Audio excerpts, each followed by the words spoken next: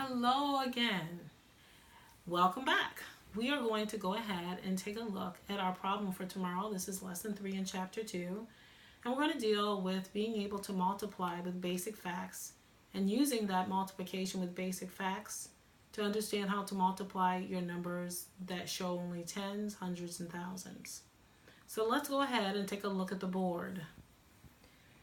Looking at our basic fact, we have 6 times 4. Automatically we know, and if we don't, we'll just count until we get to that. But just for time's sake, 6 times 4 is 24. We use that basic fact information to help us multiply numbers in tens, hundreds, thousands.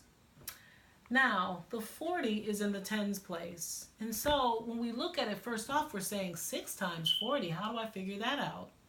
Well, you use your basic fact, which is 4 and 6. You multiply those two together, just like you did up here. You put your 24 there, and you just drop 1 0 because you have 1 0 in your tens place, or in your ones place.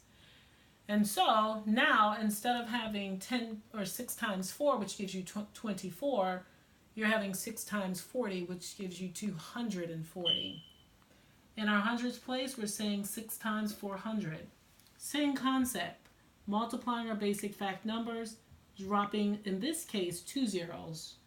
And then in our thousands, same thing, multiply our basic facts together, and then dropping now, you've got it, our 3 zeros.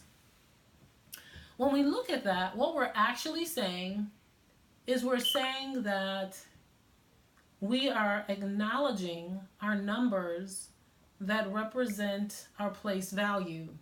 In this particular case, we're dealing in hundreds, and so we're multiplying and we're showing our hundreds, but we're also looking at our 4 and our 6 multiplication. So how many ever zeros you have in your actual problem, you're just going to drop those in your answer and multiply your basic facts. That's only when you have numbers that look like this, where your first digit and your first digit only is more than 0, but all your other digits thereafter are 0. Now, basically what this is saying is if I were to put it in word form, say I were to take 6 times 40, I am literally saying I have 6 times how many tens? I have 6 times 4 tens. And in this case, I'm saying 6 times 4 hundreds. And of course, in the last case, I'm saying 6 times 4 thousands. And so as I'm taking a look at that, I'm literally writing down the value of my 4, but I'm writing the value of my 4 in words. My 4 is just not a 4, but it is 4 tens, 4 hundreds, 4 thousands. And even up here, it's actually saying 6 times 4 ones.